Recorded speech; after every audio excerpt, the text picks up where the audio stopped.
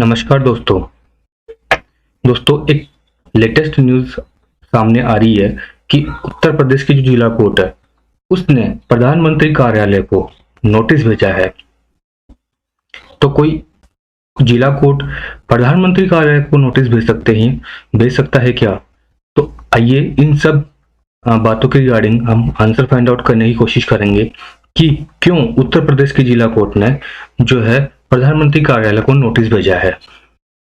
प्रधानमंत्री ने ऐसा कौन सा जो है ऑफेंस किया है, कौन सा अपराध किया है जिसकी वजह से एक जिला कोर्ट ने जो है उनको नोटिस भेजा है। तो चलिए शुरू करते हैं। दोस्तों, कहानी शुरू होती है पिछले साल दिवाली के आसपास, नवंबर के आसपास जो है दिवाली पर प्रधानमंत्री मोदी जो है वो जम्मू कश्मीर में जो है दिवाली अपने जवानों के साथ, अपने सैनिकों के साथ जो है मनाने गए हुए थे। ठीक है, अब आप एक बार जो है मैप से देखिए कि वो कहाँ गए थे, किस तरीके से उन्होंने दिवाली जो सैनिकों के साथ सेलिब्रेट की है। देखिए यहाँ पे जो ये जम्मू कश्मीर का मैप है, वो यहाँ पर देखा जो राजौरी डिस्ट्रिक्ट जो है 6 नंबर पर, यहाँ पर देखिए यहाँ पे नौशेरा नाम की एक जगह है। ठीक है, इस नौशेरा नाम की जगह पर जो है यहाँ पर इंडियन आर्मी के जवान तैनात होते हैं। तो उनके साथ जो है प्रधानमंत्री मोदी जो है दिवाली सेलिब्रेट करने गए थे। ठीक है, तो आई होप आपको इस मैप से आइडिया होगा कि वो कहाँ गए थे। राजौरी डिस्ट्रिक्ट में नौशेरा नाम की जगह पर वो गए हुए थे। ठीक है, अब वो इस तरीके से बोल सकते हैं कि वो वहाँ पर जवानों को मिठाइयाँ खिलाई, उन्होंने अच्छी खासी जो है दिवाली उनके साथ खुशियों के साथ सेलिब्रेट की, और उन्होंने देशवासियों की तरफ से सारे जवानों को, सारे जो आर्मी के जो जवान से वहाँ को, उनको जो है दिवाली की हार्दिक बधाइयाँ दी, शुभकामनाएं दी। ठीक है, अब बात ये आती है कि प्रधानमंत्री मोदी ने ऐसा तो कुछ बड़ा किया नहीं कि इसकी वजह से जो है कुछ की हुआ हो। तो प्रधानमंत्री मोदी ने एक्चुअली में किया क्या था, उन्होंने जो है आर्मी की ये जो वाली ड्रेस है, इस तरह की जो ड्रेस है वो पहनी हुई थी। हालांकि इस फोटो में मैंने जो है दिखाया नहीं, हालांकि इस टाइप से जो है ड्रेस है प्रधानमंत्री मोदी ने वो पहनी हुई थी। ठीक है, ओके। अब हालांकि उस ड्रेस के ऊपर कोई स्टार्स या कोई बेजल्स वगैरह या कोई पदक वगैरह नहीं लगे हुए थे। ठीक है, तो उन्होंने इस टाइप की जो है ड्रेस पहनी हुई थी। अब बात आती है कि वहां पर ऐसा प्रधानमंत्री मोदी ने क्या किया। तो ये ड्रेस जो पहनी हुई थी, हालांकि उसी के ऊपर जो है ये सारा कुछ विवाद जो है अभी जो न्यूज है इसी के रिगार्डिंग आई हुई है। ठीक है, अब अपन को इस पूरे मामले को समझने के लिए आईपीसी की जो धाराएं होती है, ठीक है, उनको समझना बड़ा जरूरी है। ठीक है, आईपीसी और सीआरपीसी की जो धाराएं होती है उनको समझना बड़ा जरूरी है, तभी ही हमको ये सारा कुछ मैटर समझ में आएगा कि एक्चुअली में हो क्या रहा था और क्या हो गया। ठीक है, तो आईपीसी की जो अपने पास धाराएं होती है। ठीक है, अब सबसे पहले अपन आईपीसी का जो इतिहास को जान लेते हैं कि आईपीसी आया कब था। देखिए, जब 1833 का समय था, अंग्रेजों के समय, जब लॉर्ड मैकाले जो थे, ठीक है, उन्होंने जो है इन आईपीसी की धाराओं को जो लाने का जो है मुद्दा सामने लेके आए थे। ठीक है, अब 6 अक्टूबर 1860 में जो है पार्लियामेंट के अंदर, ब्रिटिश पार्लियामेंट के अंदर ये जो आईपीसी की रिगार्डिंग है वो जो लॉ है पास हो गया था। अब 1860 में तो ये पास हो गया था, लेकिन जो है ये लागू कब हुआ था? तो ये लागू हुआ था 1 जनवरी 1862 के से जो है ये आईपीसी की धाराएं अपने देश के अंदर लागू है। ठीक है, अब हालांकि 1862 से लेकर 2019 तक जो है करीब करीब जो है जम्मू कश्मीर में ये आईपीसी की धाराएं लागू नहीं थी।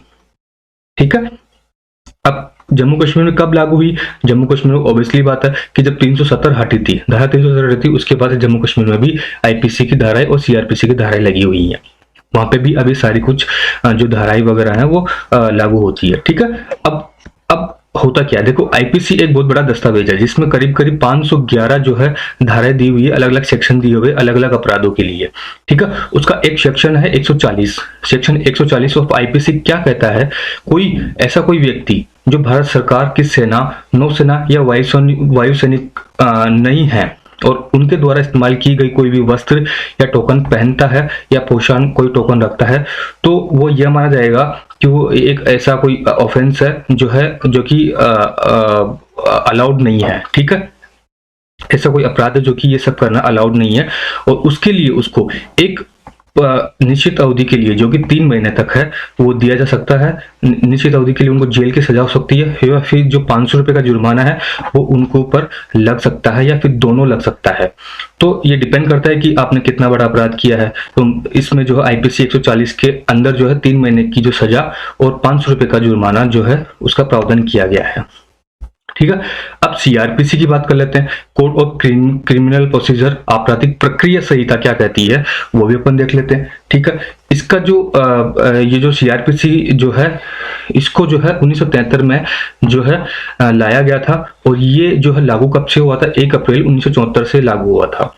ठीक है, अब इसमें भी अलग अलग सेक्शंस दिए हुए हैं। ठीक है, तो इसकी जो 156 जो सेक्शन है, 156 जो सेक्शन है इसका, वो एक पुलिस अधिकारी को, ठीक है, ऐसे कोई मामले होते हैं उसमें स्वतः संज्ञान या मामले की जांच करने की जो शक्ति देता है। ठीक है, अब 156 में भी 1, 2, 3 इस तरीके से क्लोज दिए हुए हैं। तो इसका जो 156 क्लोज 3 है वो क्या कहता है, 156 क्लोज 3 ये बोलता है कि कोई भी मजिस्ट्रेट जो होता है, ठीक है, वो धारा 9 के तहत जो उसको पावर मिलती है, ठीक है, उसके तहत ऐसे मामले की स्वतः जो है जांच कर और जो है जांच के आदेश दे सकता है। ठीक है, तो 156 क्लोज 3 में मजिस्ट्रेट को ये पावर दी गई है कि ऐसे कोई मामले जो हैं उनको जो स्वतः संज्ञान लेते हुए जो है उनके ऊपर जो है जांच के आदेश दे सकता है। 190 सेक्शन जो है, जो इसमें बताया गया है, वो मजिस्ट्रेट को जो है अपराधों पर संज्ञान लेने की पावर दी गई है। ठीक है, समझ में आया। अब आपको यहाँ पे समझना है जरूरी है कि सीआरपीसी और आईपीसी में डिफरेंस क्या है, अंतर क्या है दोनों के अंदर। ठीक है, देखिए सीआरपीसी और जो अपना ये जो है अलग अलग टाइम पे आए हैं। ठीक है, तो आपको ये समझना बड़ा जरूरी है कि दोनों में डिफरेंस क्या है। ठीक है, देखिए आईपीसी जो है वो अपराध की परिभाषा बताती है, मतलब आपने किस प्रकार से अपराध किया है उसकी परिभाषा बताती है, और दंड का प्रावधान भी करती है। ठीक है, अब जो आपने अपराध किया है वो 2 प्रकार के हो सकते हैं, एक तो सिविल और एक क्रिमिनल। ठीक है, तो सिविल और क्रिमिनल जो अपराध होते हैं उनकी परिभाषाएं जो है आईपीसी के अंदर दी हुई है, और उसका जो दंड है वो किस तरीके से जो है कितना दंड दिया जाएगा, कितना जुर्माना लगाएगा, वो सारा कुछ जो है आईपीसी के अंदर दिया हुआ। वैसे ही जो सीआरपीसी है वो इसकी प्रक्रिया को बताता है। यहाँ पे आप हेडिंग से भी समझ सकते हैं कि आपराधिक प्रक्रिया क्या है, तो उस प्रक्रिया किस प्रक्रिया के तहत जो है उसको जो है दंड दिया जाएगा वो कुछ सीआरपीसी में जो दिया हुआ। तो आपको समझ में आएगा कि परिभाषा और जो है अपराध का प्रावधान जो है वो तो आईपीसी में दिया हुआ है, और सीआरपीसी में जो उसकी प्रक्रिया को डिफाइन किया गया है कि किस तरीके से आपको जो है वो है दंड दिया जाएगा। अब एक्चुअली में जो मेन मुद्दा है वो क्या है अभी करंट का। ठीक है, एक व्यक्ति है राकेश नाथ पांडे। ठीक है, उन्होंने एक एप्लीकेशन फाइल की थी चीफ जुडिशियल मजिस्ट्रेट के पास में। ठीक है, जो मजिस्ट्रेट होता है उसके पास में जो है राकेश नाथ पांडे जी ने जो है एक एप्लीकेशन फाइल की थी। कब की थी, दिसंबर के अंदर, दिसंबर 2021 के अंदर फाइल करी थी। उन्होंने इस प्रधानमंत्री का जो ड्रेस पहना हुआ उनके ऊपर एक एप्लीकेशन फाइल की थी। तो जो अब चीफ जुडिशियल मजिस्ट्रेट है उनका नाम है हरेंद्र नाथ। ठीक है, जो हरेंद्र नाथ जी हैं उन्होंने जो ये एप्लीकेशन को जो कैंसिल कर दिया, ये कहते हुए कि ये मेरे जुरिडिक्शन के अंदर नहीं आता, ये मेरे जो है उसके अंदर नहीं आता। आप जो नौशेरा वाली जगह है वहां पर, वहां की जो जिला कोर्ट है वहां पर जाइए और इस मामले को वहां पर जो है रखिए। ठीक है, अब जो जो राकेश नाथ पांडे जी है वो अब कहाँ पे आते हैं, डिस्ट्रिक्ट जज के पास आते हैं, जो कि प्रयागराज यूपी के अंदर। ठीक है, तो प्रयागराज यूपी का जो डिस्ट्रिक्ट जज है उनका नाम है नलिन कुमार श्रीवास्तव। ठीक है, तो ये जो जज हैं अब उन्होंने इस मामले पर स्वतः संज्ञान लेते हुए जो है 156 सीआरपीसी की जो धारा 156 क्लोज 3 के तहत, ठीक है, इस मामले पर स्वतः संज्ञान लेते हुए अब पीएमओ को जो है वो नोटिस जारी किया है। तो आई होप आपको ये पूरा मैटर समझ में आ गया होगा कि किस तरीके से जो है ये मैटर अभी जो करंट में है बना हुआ है। तो थैंक यू सो मच। अगर आप इस स्टडी मंत्र पर नए हैं तो चैनल को लाइक करिए, सब्सक्राइब करिए और कमेंट करिए। Thank you.